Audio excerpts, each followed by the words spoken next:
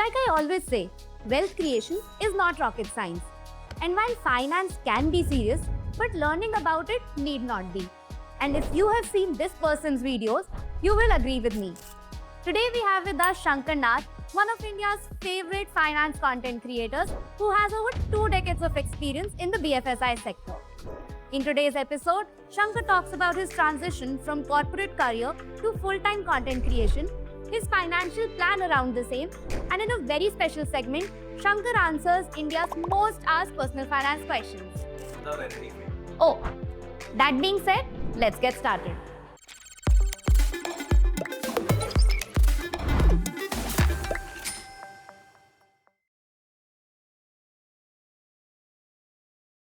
Hi Shankar, welcome to Power Up Money. I have been such a fan of your work, so it's like my fangirl moment to have you on this podcast. I think let's get started right away. Let's start with your little bit about your background. How did you venture into this world of finance? The good thing is I've been in BFSI all my life, right from ICICI Bank, which was way back in 2003. Started there, so banking was done. Then I moved into G Consumer Finance, which is into consumer lending. So BFSI ka B is done, FS is done. Then I moved into an insurance company in Thailand. So that was for about 2-3 years. I is also done. So BFSI is already completed by the time I'm 30. Then I continued with insurance for some more time, Bharti AXA, General Insurance, HDFC Life Insurance. And then my last 7 years before I became a self-employed person, it was with ET Money. Got it. Got it. So, Shankar, given that you're a numbers guy, why don't you walk us through your salary? How did that increase over the 2 decades of BFSI experience? So I think I started at 17,000 rupees of take home. It's only when I moved into G Money, when I was 25-ish or something, it was up to about 40,000 or something. Bharti AXA was like maybe a lakh or something. ET Money take home was about 3 lakhs. So just for, to put this into perspective, from around 15K till 3 lakhs over a 20-year period, that comes to a CAGR of only 14%, 15%. That's what I try and tell other people also, that, this is what you'll make on salaried. Got If you it. really want an upside to your life, you have to look at something else beyond the salary thing. And that's when you can really see yourself kind of 100% jump, or maybe a Indeed. 200% jump. Very curious about this journey of from a proper corporate career to now being content creation. How did that happen for you? I was a business head at ET Money. I think it was smack in the middle of COVID.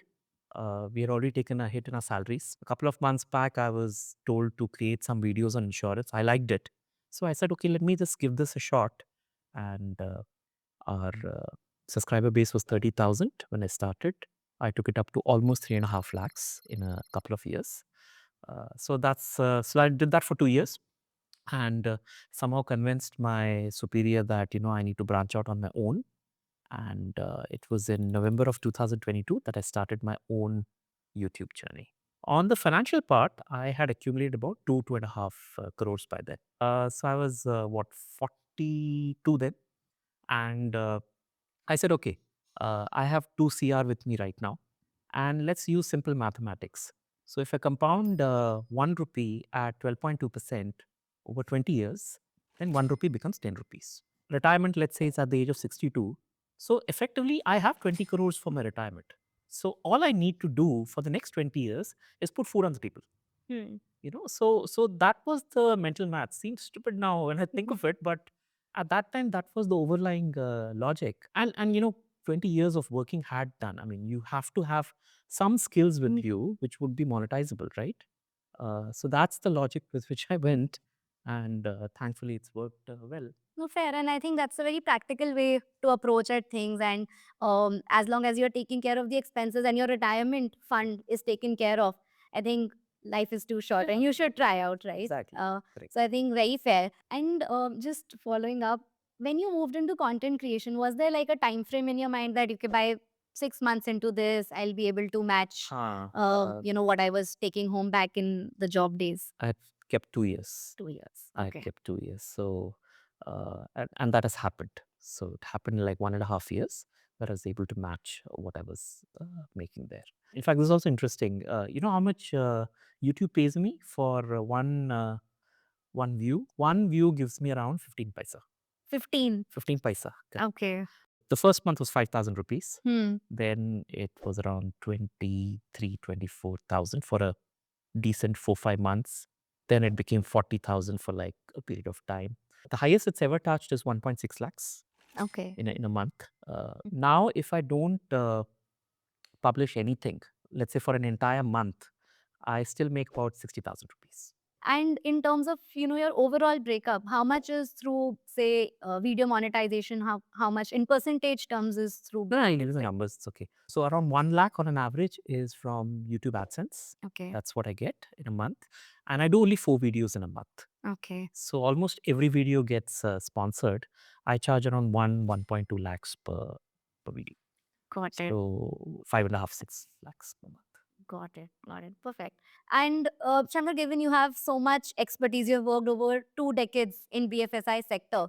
Uh, Tell us more about how you planned and managed or sort of built this portfolio of 2 crores, and how are you planning it now so that it can grow at a certain rate of return year on year? If you've seen 2003 till 2007, you've seen something unbelievable. You can throw a dart on any stock and it's going to do well. So that's how I started. I even took a loan. Imagine getting a loan to actually put money in the market. Would have made about 70, 80 lakhs during that Okay. period, and then lost about 70% of it in 2008 when that financial crisis happened. So what you see, what I have is actually what I started at the age of 35 when I, in 2015, started with that first SIP of some 5,000, 6,000 rupees, and kept on increasing that, got the strength back to grow wealth. Now the total corpus, excluding the property or the EPF, PPF or whatever, it's about 7 CR at the moment. It's a mix of mutual funds and stocks. I don't do anything beyond this. Okay. I don't do cryptos or alternate investments or nothing I do. Okay. I would say about 80% is in mutual funds, and the remaining 20%, about 1.3 crores, is in stocks at the moment. So Got it. that's how it is kind of divided. Got it. Got it. And what was that investment strategy that you followed? You say you have a 80-20 split from mutual funds and stock. Right. But even within mutual funds, like, is there a strategy that you followed that helped you have those Yes, consistent returns? I think the mistake a lot of people were making, and I made initially, is that I was chasing schemes. Hmm. ये scheme ले लेते हैं, ये scheme ले लेते हैं, and I had like 70 schemes in my portfolio. Yeah. Then there was a reset which I did in 2019, 2018, and I figured that no, it's not, you don't have to choose schemes. You have to choose the portfolio. And then you have to see which scheme fits inside the portfolio. So I built a blueprint for myself. I used something called a 3x3 grid. On one side, I have the 3 market caps. On the y-axis, I have 3 styles of investing. There is growth, there is value, and there is momentum. So if any scheme comes in, some thematic scheme has come in, some defense scheme has come in, pharma scheme has come in, I ignore it because it's not within my box. Then I realized that, hey, life is so easy now, because now I can work with a good flexi cap fund. I can now work with a good index fund. I can work with a good momentum fund. For small caps, I can look at something which is relevant there, And my job was to fill up that grid. And today, I'm happy that that grid is completely filled up. And another magical thing that happened when I did that is that I now don't look at my portfolio. Okay. 6 months, 7 months, 8 months. I just don't care. I know it's doing well. Hmm. After 8 months, when I really look at it, all I'm trying to see is that, is it as per the proportion which I have sorted for myself? So I keep, again, my comfort. Large cap is 50%, 25% is mid cap, and 25% is small cap. Okay. And between growth, value, and momentum, it's around 65 is growth. Okay. Because most of the schemes are growth oriented. About 15% is value, and around 20% is momentum. Great. And thanks for simplifying it. I think it's a very good takeaway for the audience as well, like the 3x3 framework. So thanks for sharing that. Given that you've done so much content around personal finance, we thought let's pull out questions on the internet that are most talked about. India asks those personal finance questions and let us post them to you. Let's go through, some of the most upvoted questions on Reddit. So the first question that I see here, it says I'm an absolute beginner in personal finance. I need suggestions on how to educate myself. And for context, this is someone who has just started his salary. He says he doesn't know how to read his salary slip, doesn't know which account type of account to open. How do I educate myself? Are there any books, blogs, or channels that you would recommend? To start your journey, I think you should start very small. You start with basics, that is, how to do a simple budgeting. Income minus expenses is what remains, is your savings, right? How do I reduce my expenses? You can't reduce too much, but you can reduce some of it. How do I increase my saving? Then comes step number two. Okay, now that I've saved this money, how do I invest this money? Where do I invest this money? I would definitely recommend everyone to start with a mutual funds kind of investment because it does two things. It increases your wealth over time, and it starts giving you an education also. The moment you invest your own money na, आपकी बत्ती जलती है, मतलब you really get into it, and then you start understanding what is a direct plan, what's a regular plan, what's a flexi cap fund, what's a multi cap fund. Your education starts improving from time to time. And once you have set up that, you've got a portfolio in this thing, then you start moving into the next stage, which is increasing your own income, because then you need more capital to come in. So these are the three stages. The way I would say for a beginner, please start with simple budgeting exercises to kind of reduce or maintain your expenses. And therefore, how do you increase your savings? Step two is how to invest. And I would say a mutual fund is the right way of doing it. And when you are advanced enough, then number three, you try and figure out how to increase your income. So these are the three stages for a beginner. Got it. Got it. That actually brings me to question number two. I think it's also very a lot much asked question even in our audience. It's asking mutual fund suggestions. There are 4,000 schemes out there. There's always a confusion key which one to pick. Am I losing out? There's a lot of FOMO. Yeah. For context, for this person, he or she has a 50,000 salary, like 50,000 spare in Okay. which they want to invest in mutual funds, but they don't know which one is the best. Right. They are in the mid 20s and looking for a minimum of 4 year period of investment horizon. Please don't put it in a thematic fund like a healthcare fund or a defense fund or this thing. Generally, when these funds come in, they're at the top of the cycle. Secondly, please avoid any kind of NFOs which are of a category of funds which is already there in plenty. So, for example, if a new flexi cap NFO comes in, you can avoid it. I might be doing some sponsorship videos. Please excuse me for that. But generally, I would say that it doesn't make sense to get into an NFO kind of a thing. In terms of what you should do, if it's, let's say, your first investment, so you've not yet kind of done that 3x3 grid which I told you earlier. If it's your first investment, go with a flexi cap or a multi cap.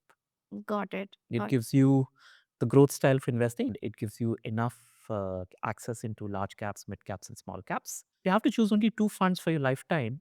Go with a momentum fund and go with a value fund. You don't need anything else.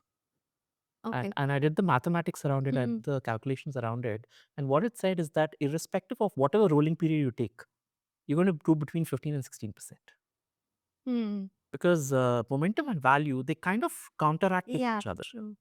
So that kind of helps here. Let's move to the next question. As now this guy is 22 years old, relatively young, so we can assume first job of sorts. The person has a job of 1 lakh per month. I come from a middle class family. How should I invest and save them? If it's 1 lakh, then we should assume about 30,000 would be his savings. So I would say just, hop onto the SIP bandwagon. That really makes sense here. And if it's 30K, for example, then it's basically 5 funds of 6,000 rupees each. Just give it a year. You'll start seeing good things. Your own knowledge of things will start improving. And then you can take decisions as you go along. If you start keeping it for a 10-year period or 15-year period, you'll see that the choice of fund might really not matter itna. Doing it is the important part. Doing it is the important part. Cool. Perfect. Great. Thanks, Shankar. Let's move to the next question. The question is, why does everyone recommend SIP over lump sum? The context is, the person is asking this concept of cost averaging and essentially what is better, SIP or lump sum? I'm a fan of SIPs, but let me share some data here. So I had done this very quick analysis of a number of funds. I'd done a rolling return kind of a understanding. Oh, no, sorry, it was trailing returns. For 3 years, if I had done a lump sum, to kitna return milta? If I'd done an SIPs, then what would have been the return? What I noticed, in certain time bands, SIPs have performed better. In certain time bands, lump sum have performed better. So there was no kind of a pattern which was coming out that SIPs are better than lump sum or lump sum is better than SIPs. I think what's more important for us to understand is what's more convenient to you. So the next question, it's an interesting one. What are some second income or side business idea that I can do which can make me, an extra 1 lakh a month? I'll share a couple of examples now. That's a good way of looking at it. One good example is Sharan. Okay. When this guy started, he used to make reels after he comes back from work. So it took some time. The first 1 year might have been tough for Sharan, but then there's a hockey stick curve that comes in, and that's there. But then it need not be content all the time. There are hundreds of ways in which you can do it. So I have this friend of mine, Ankit. He started a kind of a marketing consulting because he had about 10 years of experience on marketing. He started with one client of his. I met him after 10 months. I said, "Kaisa chal raha hai tumhara?" He's like, "Shankar, 30 lakhs kar liya." Oh, wow. Yeah, 10 mahine mein 30 is not bad at all, right? Because it's a high margin business. So you keep 15, right? 50% profit margin. I was like, very good, yeah. बोलता है, नहीं नहीं शंकर, ये मैंने अक्टूबर में किया। महीने का, हाँ, wow. ये 1 महीने में किया है। Then my editor, another amazing story. So I met Akhil Gupta. When I met him first was in October of 2022. So October, this guy had a turnover of some 8 lakh, 9 lakh rupees. He had his job at EY. He was still employed. And he was doing this on the side. How did he do this? He employed some 2-3 editors. और बोला कि मैं brands लेके आ जाऊँगा, तो मेरा एक काम कर दो. He used to pay them a small salary or something. His profit was like some 2 lakh rupees a month. Fast forward to today, I think he does 5 crores of billing a month. Wow. So I've seen that journey from 8 lakhs to 5 CR a month. You just have to put your mind into it. In the late 30s, early 40s, please don't tell me I have a job. Please tell me I have a skill. I think that's a very powerful line. So, Shankar, I think last question to wrap up this section. There's this very interesting question about how is this guy genuine with the photo of yours, and some very very positive answers. So someone also posted that is this sponsored? Like people couldn't believe that it's such a positive response, and I think people love your content because of how honest you are in your advice with no sort of misinformation or any agenda. On that note, I think final question, Shankar, what's like that one investment advice that you would have for the audience out there? First of all, understand the choices that you have, which is something I give as an advice to everyone. You're limited by your thoughts. But if you can expand your thoughts, you'll understand that you have a lot of choices. Wealth is available in abundance today. Be optimistic about your stuff. Have a little bit of faith. That's always important. Keep it as simple as possible. That has always worked. And it's only a matter for you to kind of put that effort to identify what works best for you, build your skills around it, and you'll see great things happening in your life. Great, perfect. I think perfect note to end this podcast. Thank you so much, Most Shankar, welcome. for sharing all of these insights. I had such a great time, and I think you in person is even more motivational and inspirational than you in video. So thank you so much for Most coming out. welcome. Thank you for having me.